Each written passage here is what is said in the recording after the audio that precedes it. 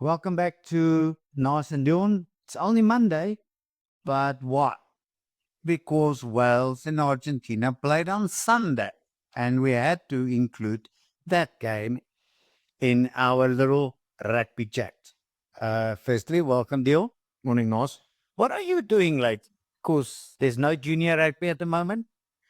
Well, we started with pre-season at the school, but things have steadied a bit, so not too hectic at the moment. Okay. And we're still waiting for SA Rugby's clearance on what the structure will be next year with the juniors and if there will be an under 23. No, I figure I heard that on the weekend. It's now under 23. Okay, so that's cancelled. So that means there's only going to be a 20 competition.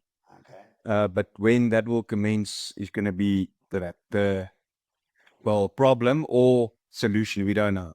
Okay, but I just heard there's too many teams or franchises against the under 23s.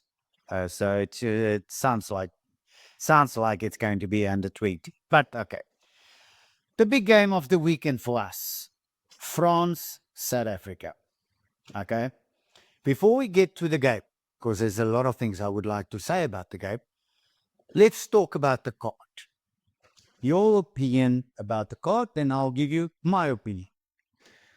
Well, my opinion is that it was definitely a red card, Okay. but it should have been a 20-minute threshold. I don't think it was a straight red. Yeah. There was a bit of mitigation there, and obviously the player depth. But if you look at all the angles, it's a clear shoulder charge to the head. Yeah. And we know these days you get blown for that. Yeah. But maybe the straight red was a bit harsh. But once again, the inconsistencies of games, that would have been a yellow card in another game. Who knows? Okay, I absolutely agree. Leading with the shoulder, now the height might be debatable because Ramos did go down. Okay, but the thing is, it for me it wasn't really. Lua took a position of making a tackle. You understand? The hands in front of the body. No, there was no wrap from the left. No, But with the left shoulder. Okay. So the shoulder was going to say midrib or the head or whatever. It was still charged with the shoulder. Your call on a direct red, I think we all believe that, and it includes even a guy like Evan Etzip, that is really the new Bakkies Boot. I'm a great believer. Anything is a go until you get higher than the shoulder. If you go higher than the shoulder, you're gone. Because a guy can take a cheap shot at Evan and then he's off the field. Or Luet or somebody else. Now, I'm not saying this is a cheap shot. I'm just saying anything about the shoulder, it's a what. That's why I keep saying what we need is, and we've seen it on the weekend, how guys falling over. How many times do we have to listen to the ref saying, get back? How many times do we have to listen to that? That means you on the wrong side already. Racking must come back to professional sport. Only professional sport. But if you go higher than the shoulder, you're out for 18 months. That's as simple as that. Then we will get quick ball, clear ball to the scrummers, and the backline play will definitely be different. That's why I say unfortunate record, but I believe you saw yesterday, they're going to cancel red cards now. Did you see that? No? Because it's to the advantage of South Africa. Because we're playing better, 14 against 15. Just tongue in cheek, but I mean, that's the jokes that's already coming out. The thing is, what people need to understand, Rassi and this squad is a different entity. You have to play at your best, with your best, for 80 minutes to get a win against South Africa at the moment. And I think what I loved about it, I'm a little bit biased here, I would have loved to see another 2 tries. I would have loved to see 40 on the scoreboard because I think we played well enough to take all that pressure and the way we played at the end to give them 32 plus a 40 would have been actually a nice one. But in general, a number of Springboks really played well. Yeah, what a massive performance. And I think the French obviously targeted this game for 2 years now, Absolutely. and it backfired on them. They had a couple of injuries, but the fact that they played against 14 men and still lost at home is a massive blow to them. Their bench had absolutely no impact. Yeah. It looked like those guys started and they just demolished them, especially our pack. There's no pack in the world that's matching us up front at the moment, not even the bench. And I think it's a massive concern for the rest of the world. And yeah, I think their yellow card cost them the game. Yeah. Because they were still leading and they had a snuff 40 men on the field. But one thing that stands out for me with the Springbok team is they don't panic. Even if they're down, they don't panic because they believe in the systems and they've got that belief of winning. And I think you would know the best. If you've got a winning culture, some things just starts happening naturally and you go through the motions and it was just beautiful to watch, especially after the 2 brilliant tries from Pino. Yeah. When they went 14-6 down, you thought, okay, the French is here to play. Yeah. But yeah, just no panic stages and went through the motions and absolutely overpowered them. Do you think Deon is a little bit the unsung hero? Because I can't believe that other coaches can't pick up. Sort your scrum out first. And Deon is doing an amazing job. Let's be honest, okay? Yes, yeah, there's 1 or 2 scrums this whole season that we did go back. But I think that's sometimes a lack of concentration with the player. It's got nothing to do with the scumming. And I see him a little bit of the unsung hero of SA Rugby at the moment because he transformed that pack of forwards into something that is unbelievable. And the backs are shining. Don't take anything away again from Yakura. Right. Okay. Yaku played with me. Sorry about that one. Okay. Sasha, again. Okay. The same, looking good. Did you see? I don't know if you picked it up in the beginning. We tried to get the ball just behind the French back line to make him turn the whole time. Did you pick it up? The number of grabbers we started putting through. And then I think they expected again. Okay. And then suddenly Reiner scored. Brilliant score. But at the end, they fell apart. Now, why I'm saying this is there is still a feeling France without Dupont is not the same. Okay. But let's go back to when they played South Africa. The last 15 minutes. I don't know if you can recall that in the World Cup. Where Dupont really looked lost. He really looked lost. He was running left, right, center, passing when he wasn't supposed to pass, flipped the ball to somebody that wasn't in a good position. So I just enjoyed this a little bit, maybe too much, that we actually gave him something that we should have given them a while ago, a proper thinking about their game.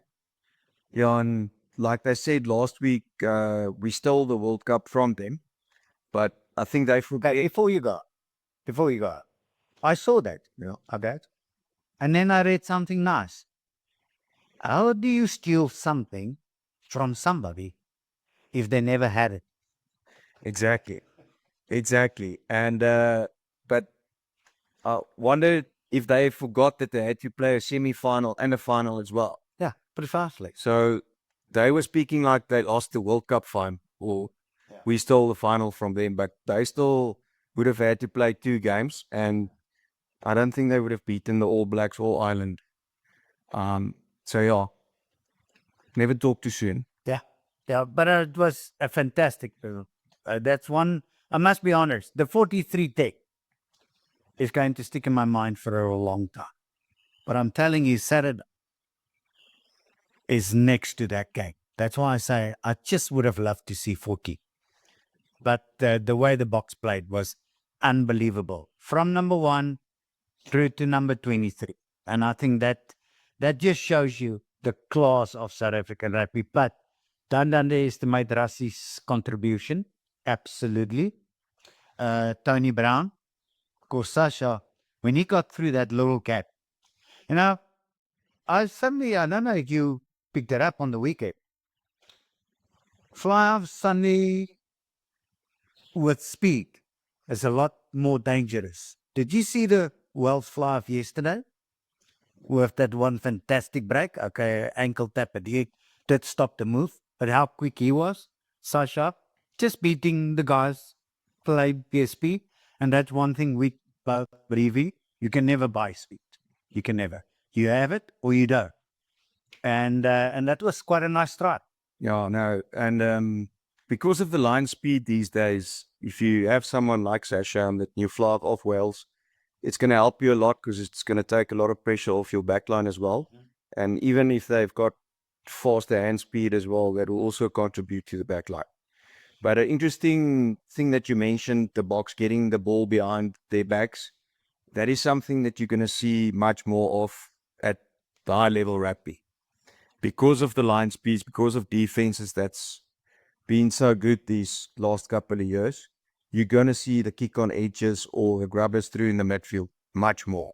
Okay, now if I talk about defense, a lot of guys actually came to smart and say, oh, Mr. Botha, talking about defense. Okay. But the thing is, have you picked up with the new defensive lines and you working on a regular basis with better quality than high school guys, okay? It looks like there's only a one line of defense. If you break that line of defense, it's not like in the old days, there's a second line, there's a third line, and then there's sort of a last line. That's why we hear commentators say on a regular basis, the defense scrambled well. South Africa can scramble well on defense, you know that. But don't you think they need to look a little bit more like you've got your first line of defense, then there's a second line, and then there's a third line? It's like everyone just get in a line. And if you break that line, you got. And that's also why the grubbers and the kicks over the top is on these days. So I'm sure in the next year or two, we'll maybe see that second line of defense back in. Okay. And another thing with the first line of defense, that they're putting so much pressure on the opposition and closing the gate to stop these back passes. Now, some of these teams are starting to read the back pass. And I think even Argentina's fly, but you see, intercepted yesterday, which is just a read of play. So these back passes, I think it's brilliant, but teams are starting to figure out the back passes now. And I think you will see much more attacking on the front line again to take that out of consideration again. Okay. I'm going to keep saying it, okay? You're part of a coaching structure at the moment, okay? Even you do the kicking. But that still amazes me. Why would a scrum half pass to a forward, standing still, and think he's going to get over the advantage line? Why did they do that? Because if you take, let's say, Peter Steck, Kulisi, Jasper, I thought, played extremely well on the weekend. Yep, I thought he actually played very well on the weekend. Look, if they, at full speed, knock him off, there's not a lot of backline players that's going to stop them. Why do we keep passing to somebody standing still and think he's going to run over you? Why do they do that? I think that's teams that's unsure of what they want to do next. So they just want to get into another situation or position on the field and see if there's maybe a better attacking opportunity from there. But I'm glad you're mentioning it because I think that is what Scotland did so well this weekend. Those forwards were coming with pace onto the ball time and time again. And I think their gaining meters over the weekend was like 250 meters more than the All Blacks. And it was simply because they came on to the ball with pace. And I mean, like you mentioned, those big guys, why don't you want to get them on speed? Yeah. Okay. Enough said about the box. Okay. The big surprise of the weekend for a lot of people, to be honest, not for me. Okay.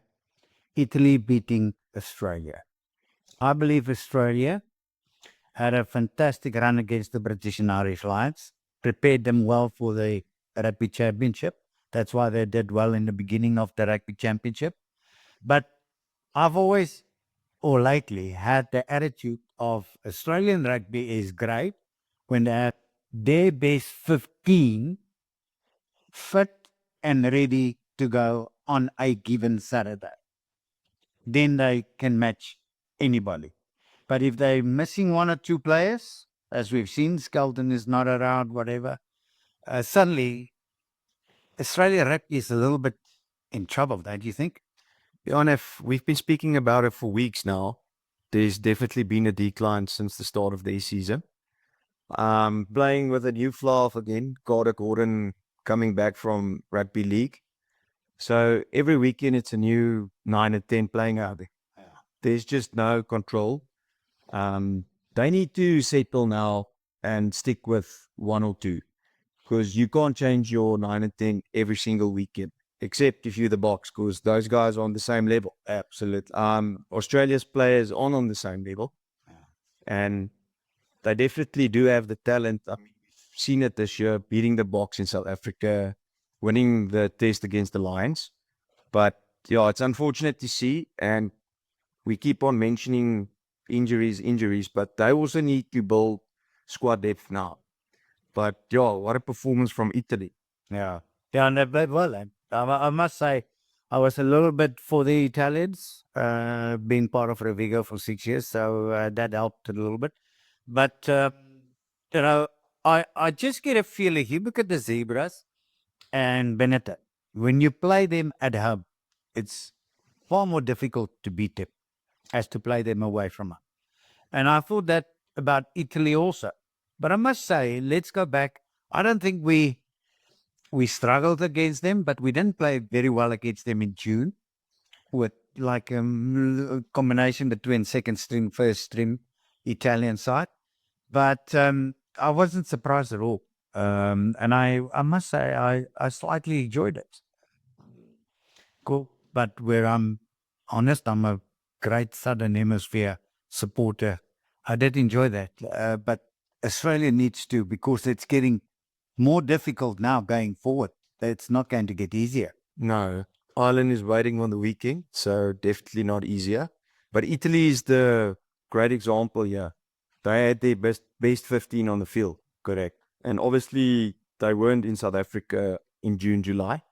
And you could see it on the weekend. Playing Australia in their first test, yeah, it paid dividends. And just one last thing about the box.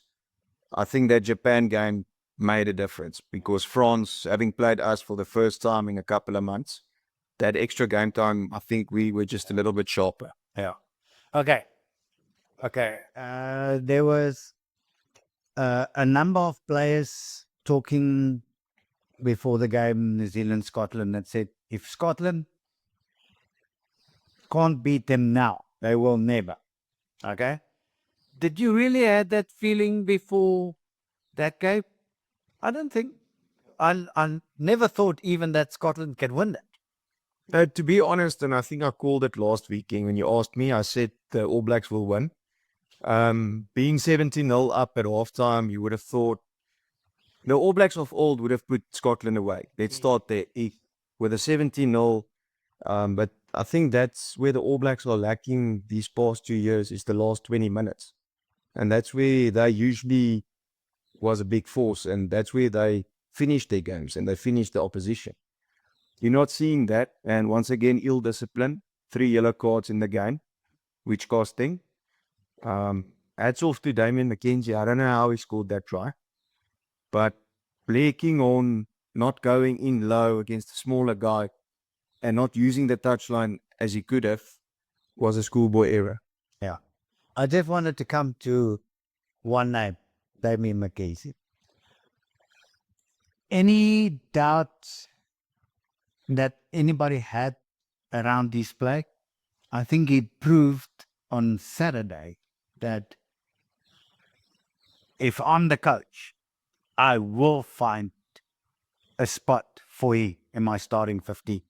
No, definitely. I think especially that last 10 minutes, and apart from the try, the 50-22, which led to his try, the great penalty kick at the end, he made 2 crucial tackles as well on the wing.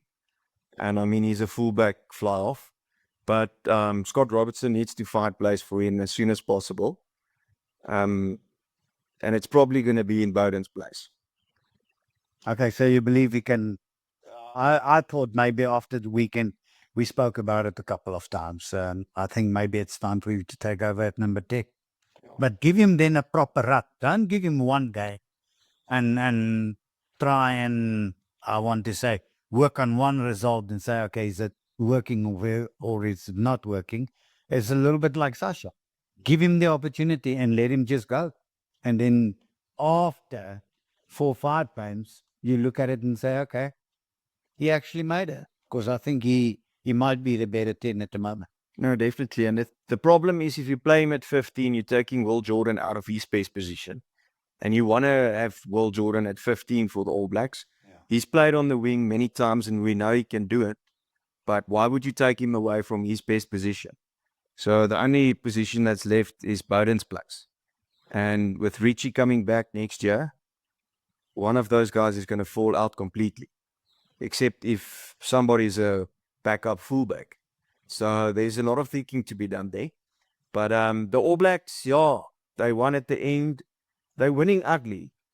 And everybody's giving them a lot of flack of how they're playing, etc. But they've won 9 out of 11 tests this year. And sometimes it doesn't matter how you win.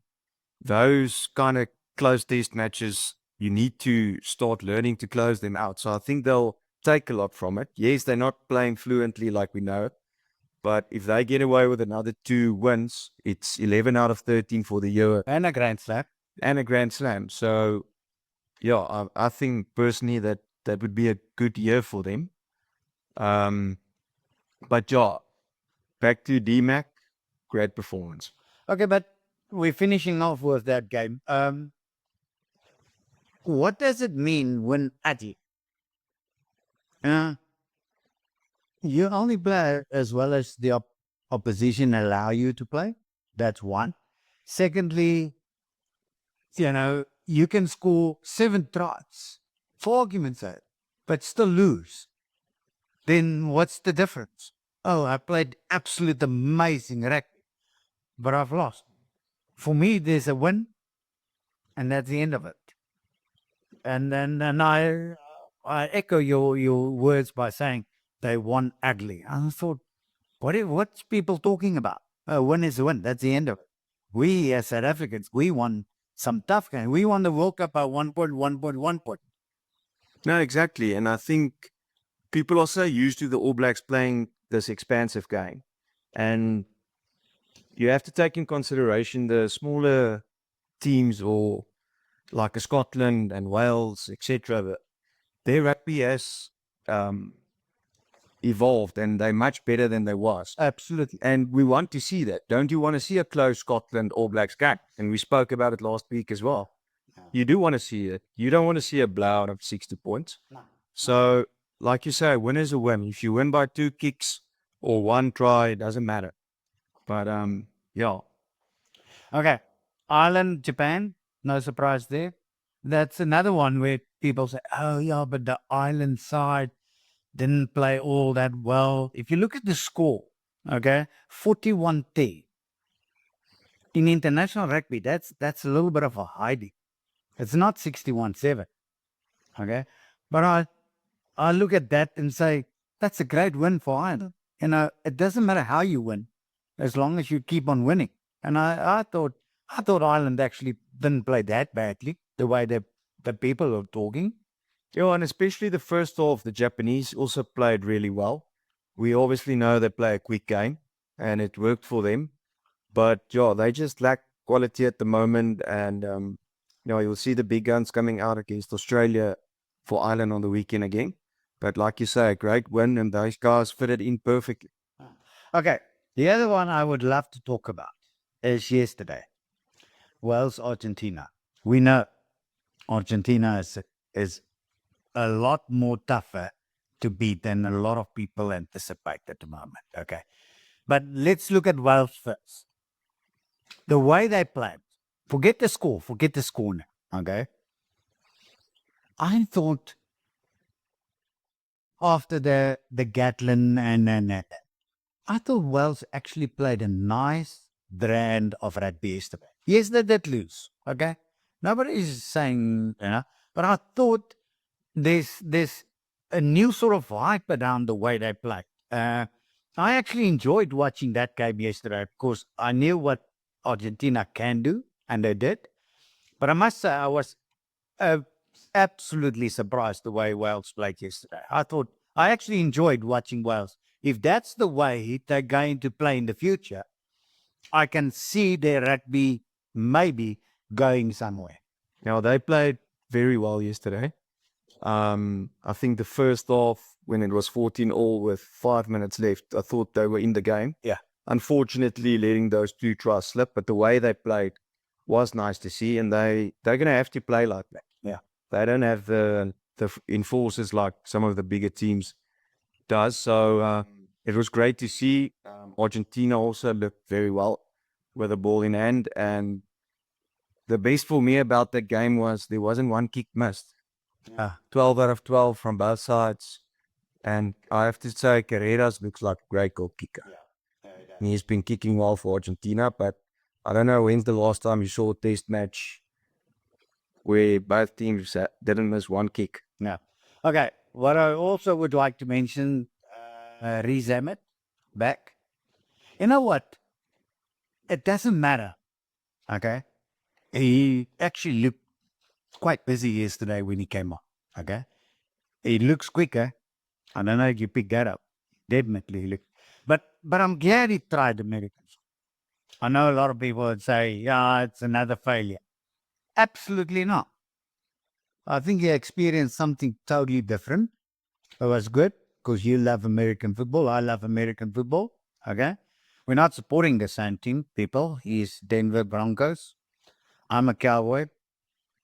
My middle goal is Kansas City Chiefs. Okay. So we a little bit in between all. But looking back now, do you think it was a mistake? No, I think so. Definitely not. I think this might make him a better player. You could obviously, his acceleration has improved that first 10 meters. Did you see that? And that's exactly the position that he wanted to play in the NFL, required that of him. And you could see that explosiveness is incredible. I think his quads are 2 times the size they were. He's looking good, but don't you think they should maybe play him at 13 to get him more involved in the game and let him touch the ball more for a team like Wales? Because I don't know with them if he'll get the ball so much on the wing. Yeah, you can, but then you can also maybe look at 15, with his speed at the moment, his skill, play him a little bit, give him more space, give him more opportunities to join whenever he wants to join the backline. It's absolutely possible, but I must say it was nice to see him in a rugby jersey, but I was hoping that he actually make in American football because he did give it a good try. Okay, another one. How can Namibia lose to Belgium? Did you see that one come? I spoke to you earlier that day, and when you said to me it's 22-3, I couldn't believe it. Yeah.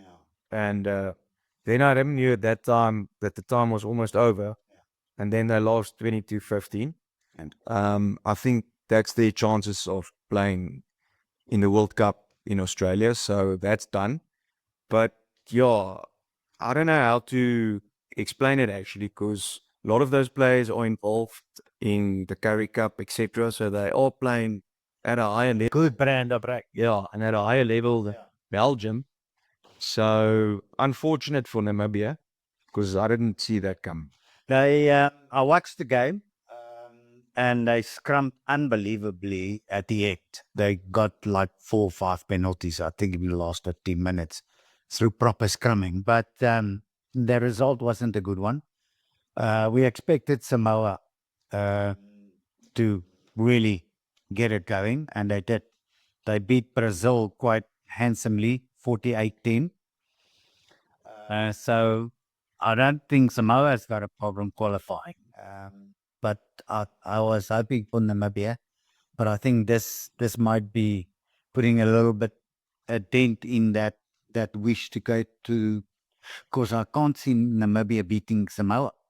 They might beat Brazil, but then it depends. I think the next game is Samoa playing Belgium, I think.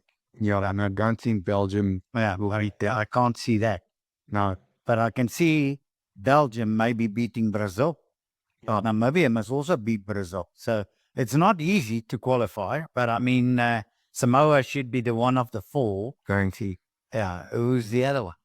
That's a good question, isn't it? Okay. Then Portugal going down to Uruguay. Surprise there? Yeah, just because they played at home. Yeah. You'd expect it more from them, especially after they didn't look bad at all in the previous World Cup. And that's once again those tier nations that needs to get better. Yeah. But they just don't seem to find the consistency. And yeah, I haven't seen Uruguay play for quite some time. So good win for them. Okay. Romania, Canada. Romania over Canada, 31-21. It's like Canada is struggling a little bit. We spoke about it earlier. Of course, in 6 years, there's a World Cup in the Northern America, if I can put it that way. You need America to be good. You need Canada to be good. But these results aren't great. And then, I don't know if you watched the USA game last night. I actually did. They lost to Georgia. Yeah, that would have been tough for them to pick themselves up after that horrific performance against Scotland. Closer margin, I'd heard they played much better than. No, I watched the game. It was a good game to watch. And they were in the game for a very, very long time. I didn't see the Canada-America game. Okay, I just saw highlights. Now you can't read anything in highlights, but I thought the USA played a lot better. Peter Haas actually played a great game. They scored some very, very good tries. They've got a 21-year-old center, really, really a good guy. But if you want to make a statement, the statement was to go and beat Georgia. You agree? No. Or am I missing the point here? No, perfect opportunity. Yeah. And one of these days, one of those sides is going to have to cause an upset just to get the people involved, just to awaken the supporters and get some attention. Because in 6 years' time, like you said, the World Cup is there, and you don't want it to be de-watered down just because your home team isn't performing or is not performing well. But yeah, let's hope they can just go from strength to strength. But once again, their structure with the MLR, we're going to have to wait and see what happens there. See, I'm not too worried about time frames because 2 years before 2019 World Cup, we were in the doldrums, to be honest. And Rassi chased it in 2 years' time. So time-wise, I'm not too worried. The thing is, structures need to be in place that they get the right talent through to make sure they get the right results. Because what we do need is we do need America to go beyond the first group stages. Yeah, that'll be the ideal situation for them. Yeah, we don't know what that draw is now, but the 3rd of December, Australia's draw is coming out. So all of these nations that's playing or that's trying to qualify, they're playing for pool rankings. So there's a lot on the spell for the last couple of weeks in this international window that some teams shouldn't forget. And Australia has a problem, especially after this loss against Italy, because it seems they're going to finish 7th, and that means they're going to end up in a pool of death with 2 other big teams. So you're going to see a big nation fall out in the pool stage in Australia again. I'm glad you mentioned that. I actually forgot. Australia needs to also get beyond the first round. Otherwise, that the World Cup's also going to a little bit haywire. Okay, the only sad part, the under-19s went down to the French under-19s. Do I actually watched that game? Oh, you did? There was a link that you could watch the game from South Africa, and we looked good for the first 30 minutes, Yeah. and then it just seemed you could see that team hasn't played together, and I think that's the reason for this 3-game tour is so that they play together before they play in the World Cup next year, which is a brilliant idea from SA Rugby. Yeah. So that they don't go into next year's World Cup and they haven't played together except for the championship, etc. But this is 3 extra games. I think they're playing in Ireland on the weekend. I think we can expect a better performance there. Yeah. But yeah, the French team was some big boys. They also looked very good. But you'd expect our under-19s to beat them. Especially it's 1 year after coming out of school. And last year we hammered them with the SA under-18s. So I would have expected more, but it was their first game together. So let's hope on the weekend we'll see a better performance. Okay, then 2 things. Wales getting blown how many times for being offside? And I actually then started concentrating. The rule is behind the last man's feet on your side. And they were in front the whole time. Now, seriously, that's a coach kidder. Because I tell you now, they all know they need to be behind the last man's feet. And they're all in front. So, how do you fix this? Because you know the law. How can you play a game and you don't know the law? And Benakiv warned them a couple of times in the first half. Before you go, he actually did a good game. Yeah. I thought he I was. think it was the best game to watch over the weekend. It was. From a rugby spectacle viewpoint. But he did warn them, and on that level, 1 penalty is enough Precisely. to get back the next time. Precisely. But then it's ill discipline and it costs you. I mean, Wales can't afford to concede 3 whole penalties in a row, and they should know that. But yeah, hopefully their rugby just gets better. Okay, last point. Okay, and I enjoyed this one. The yellow card. We saw what happened. You saw the number 12, Thomas. Kicked. Okay. Luckily missed. Otherwise, that would have been a red. Okay. But the way the TMO tried to swing it or wing it, whatever word they use lately, and he said, no, what was the intent? And I've always said, think about this. You running, and I'm pulling you on your jersey. Okay? You run again, and I pull you on your jersey. And then you turn around and you give me a good whack. Who gets the card? You. Who should get the card? Me. Why? Because my intent is to obstruct you to play a proper game. And he came out and said, what was the intent of the player? And the intent of the player was outside the law. And that's why he got a yellow card. You agree with that? Yeah, it was interesting to see, but definitely agree with that. Okay, good. Okay, that's Deon and myself for this week.